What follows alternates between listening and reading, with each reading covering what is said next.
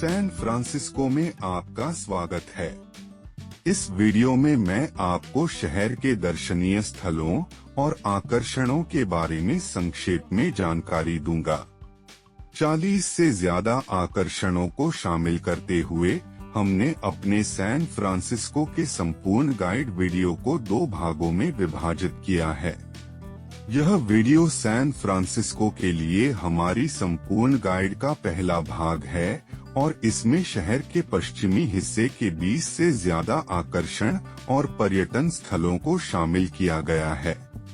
San Francisco खाड़ी के दक्षिणी मुख्य भूमि के उत्तरी बिंदु पर स्थित है। शहर का पूर्वी भाग खाड़ी के इस हिस्से के तट पर है। यदि आपने आईएससी पहले से नहीं देखा है तो हमारे सैन फ्रांसिस्को के संपूर्ण गाइड के भाग 1 को अवश्य देखें, जिसमें सैन फ्रांसिस्को के पश्चिमी भाग में 20 से अधिक आकर्षण शामिल हैं।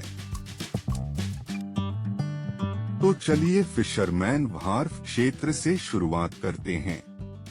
यहाँ आपको मिलेगा the exploratorium, aquarium of the bay, pier 39, fisherman wharf स्वयं और सी लायंस की कॉलोनी। पियर 15 पर स्थित एक्सप्लोरेटोरियम आपको विज्ञान, कला और मानव धारणा की खोज करते हुए सैकड़ों हाथों से संचालित प्रदर्शनों को देखने और उनके साथ बातचीत करने की सुविधा देता है। इसमें 1000 से अधिक प्रदर्शनियां हैं। प्रवेश शुल्क मनोरंजन और खोज के लगभग 2 घंटों के लिए $40 है। पियर 39 के किनारे पर स्थित बे एक्वेरियम में 24,000 से अधिक स्थानीय समुद्री जानवर हैं। यह कैलिफोर्निया राज्य में एकमात्र स्मिथसोनियन संबद्ध एक्वेरियम है। एक टूर में लगभग 90 मिनट लगते हैं और इसकी कीमत $30 है। पियर 39 सैन फ्रांसिस्को का सबसे ज्यादा देखा जाने वाला आकर्षण है और यहाँ से शहर और खाड़ी के शानदार नज़ारे दिखाई देते हैं। यह दुकानों, रेस्टोरेंट और एक वीडियो आर्केड से भरा हुआ है।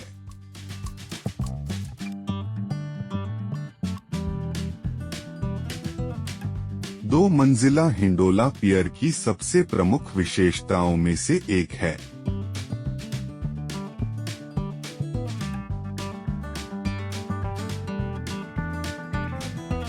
ऐतिहासिक फिशरमैन व्हार्फ और फिशरमैन व्हार्फ का साइन पियर 45 पर है। अगले पियर 39 की तुलना में थोड़ा कम व्यावसायिक फिशरमैन व्हार्फ में बड़ी संख्या में मछली पकड़ने वाली नौकाएं और मछली विक्रेता, साथ ही स्मृति चिन्ह की दुकानें और समुद्री भोजन रेस्तरां हैं। 1990 से समुद्री शेरों ने पियर 39 पर एक घर पाया है और घाट पर देखने के लिए पर्याप्त क्षेत्र हैं। समुद्री शेर आमतौर पर देर से गर्मियों से लेकर देर से वसंत तक पियर 39 पर रहते हैं। गर्मी के संभोग के मौसम के दौरान वे अपतटीय द्वीपों की ओर जाते हैं।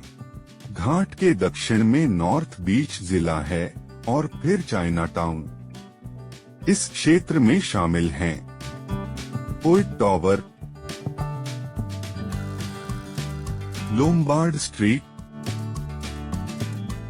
सेंट पीटर और पॉल का church, Chinatown, Columbus Tower और ट्रांस अमेरिका पिरामिड। हालांकि आजकल कुछ हद तक अंतर्देशीय नॉर्थ बीच जिला मूल सैन फ्रांसिस्को तटरेखा पर था।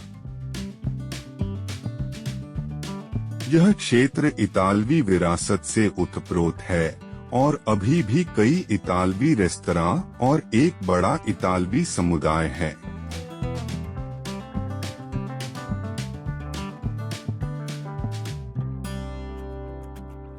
लगभग 1930 में निर्मित कोई टावर टेलीग्राफ हिल के ऊपर स्थित है।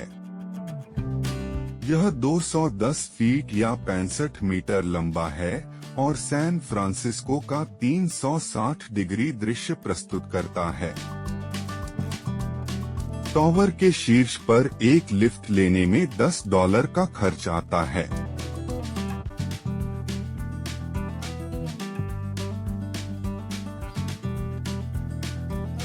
इस बिंदु पर मैं आपसे 2 बातें पूछ सकता हूँ। यदि आपके पास कोई अतिरिक्त जानकारी है जो दूसरों की मदद करेगी तो कृपया एक टिप्पणी जोड़ें। और अगर आपको यह वीडियो किसी भी तरह से मददगार लगाता है तो कृपया हमें लाइक।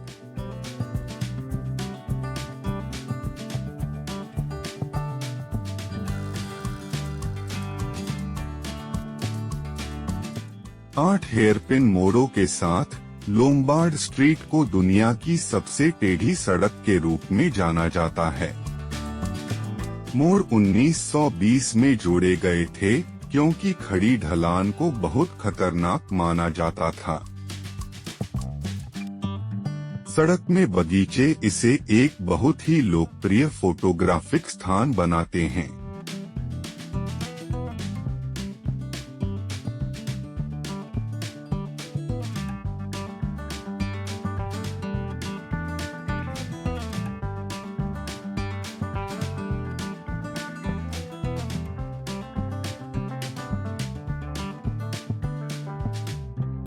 सेंट पीटर और पॉल चर्च हालांकि एक कैथेड्रल नहीं है, पश्चिम का इतालवी कैथेड्रल के रूप में जाना जाता है।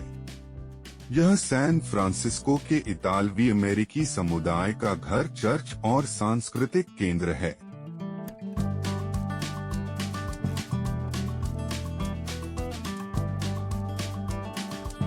San Francisco Chinatown, North Beach और फाइनेंशियल डिस्ट्रिक्ट के बगल में स्थित है। इसे उत्तरी अमेरिका का सबसे पुराना चाइना टाउन माना जाता है और एशिया के बाहर सबसे बड़े चीनी एन्क्लेव में से एक है।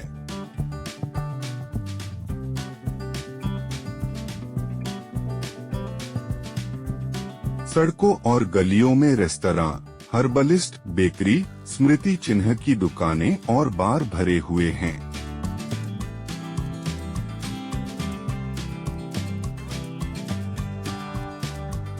कोलंबस टावर, जिसे सेंटिनल बिल्डिंग के नाम से भी जाना जाता है, एक विशिष्ट सफेद टाइल और तांबे का फ्लैट आयरन शैली का भवन है। तांबे की क्लैडिंग का ऑक्सीकरण भवन को हरा रंग देता है। भवन 1907 में पूरा हुआ था।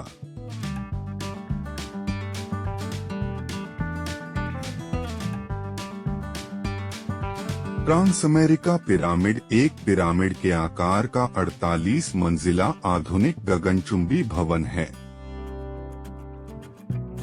1972 में अपने पूरा होने पर यह दुनिया की 8वीं सबसे ऊंची इमारत थी। चाइना टाउन के दक्षिण में हम सैन फ्रांसिस्को के डाउनटाउन में आते हैं। यह कई स्थलों और सांस्कृतिक सुविधाओं का घर है, जिनमें शामिल हैं San Francisco Oakland Bay Bridge, आधुनिक कला संग्रहालय, अफ्रीकी डायस्पोरा का संग्रहालय, प्रभावशाली San Francisco City Hall, Union Square, Salesforce Tower, cable car संग्रहालय, रेलवे संग्रहालय और सैन फ्रांसिस्को की ferry building. San Francisco Oakland Bay Bridge इस क्षेत्र का मुख्य पुल है, जो अधिकांश क्रॉसबे ट्रैफिक को ले जाता है।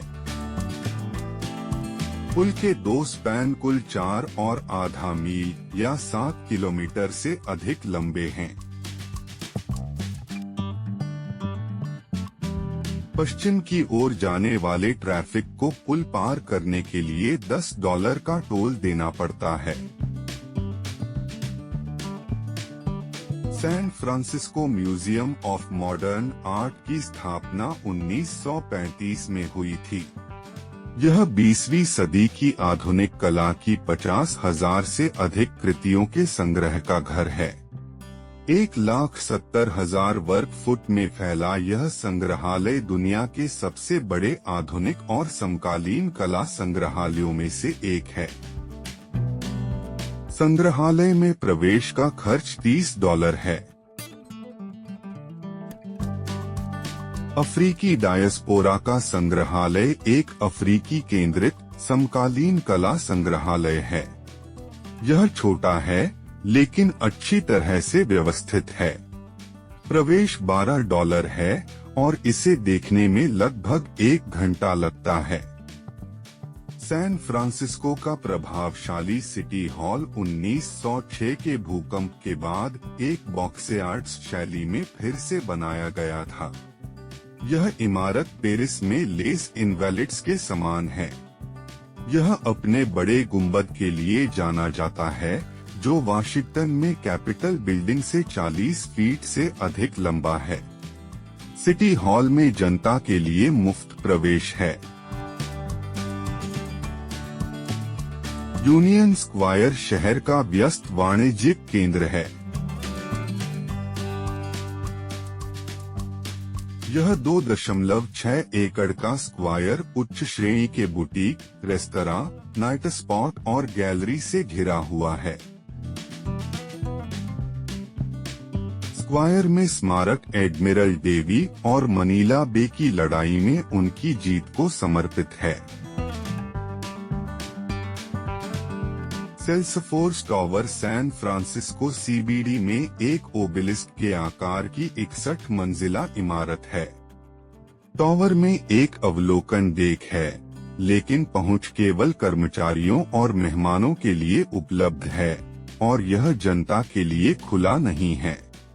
टावर के बगल में सेल्सफोर्स पार्क है, जो 5.5 एकड़ का एक छत वाला पार्क है।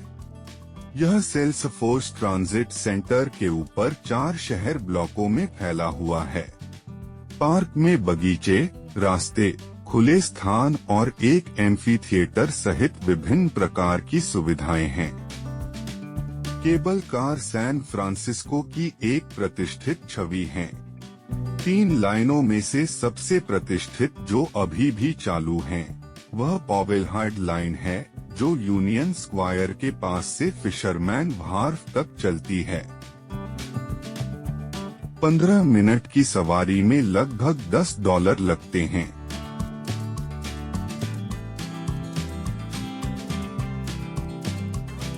केबल कार संग्रहालय में कई संरक्षित केबल कारें और छोटे प्रदर्शन हैं।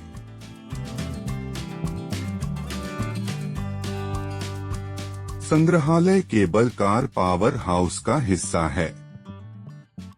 यह केबलों को चलाता है और इसे टूर के हिस्से के रूप में देखा जा सकता है। प्रवेश निःशुल्क है और एक टूर में आधे घंटे से थोड़ा अधिक समय लगता है।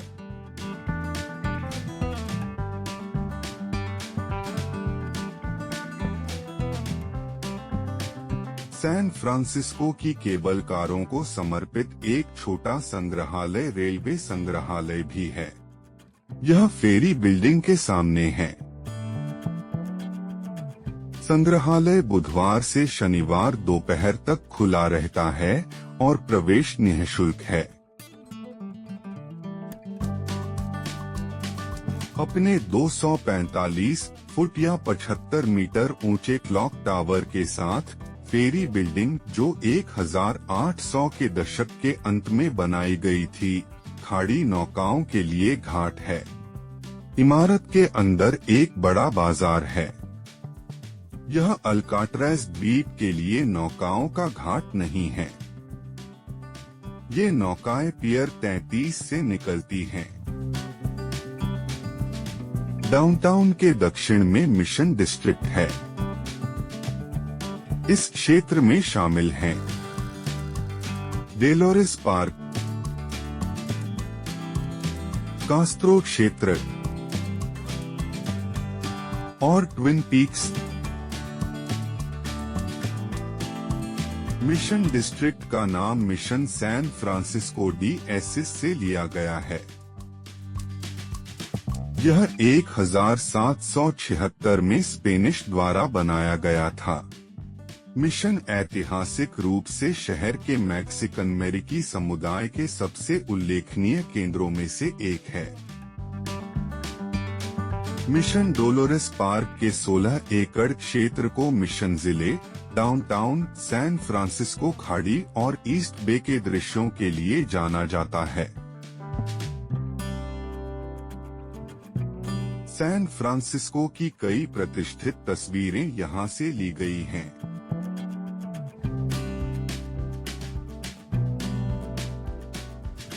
कास्त्रो जिला अपने विशिष्ट इंद्रधनुषी क्रॉसवॉक के साथ सैन फ्रांसिस्को में LGBTQ+ संस्कृति का केंद्र है।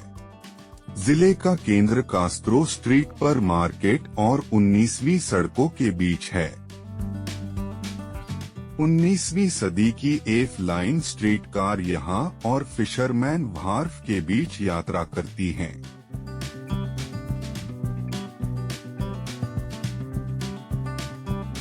ट्विन पीक्स लगभग 925 फीट या 282 मीटर ऊंचे सैन फ्रांसिस्को के भौगोलिक केंद्र के पास स्थित हैं। पहाड़ियों से सैन फ्रांसिस्को खाड़ी क्षेत्र का 360 डिग्री दृश्य दिखाई देता है। तो यहाँ हमारे पास सैन फ्रांसिस्को के पूर्वी हिस्से के कुछ मुख्य दर्शनीय स्थलों और आकर्षणों का बस एक स्वाद है। सैन फ्रांसिस्को के इस हिस्से में बहुत कुछ है और हो सकता है कि मैंने कुछ स्थानों को छोड़ दिया हो। मैंने इन आकर्षणों की बस एक झलक ही दी है और मुझे यकीन है कि आपको उन पर अधिक गहन जानकारी मिलेगी जो आपको पसंद हैं। इस काम में मदद करने के लिए नीचे कुछ बेहतरीन लिंक दिए गए हैं।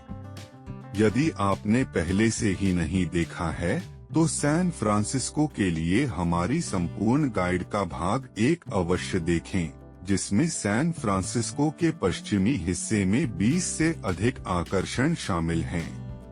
आशा है कि ये वीडियो आपको अपनी छुट्टी की योजना बनाने में मदद करेंगे ताकि आप इस विविध और दिलचस्प शहर का दौरा करते समय अपने समय का अधिकतम लाभ उठा सकें।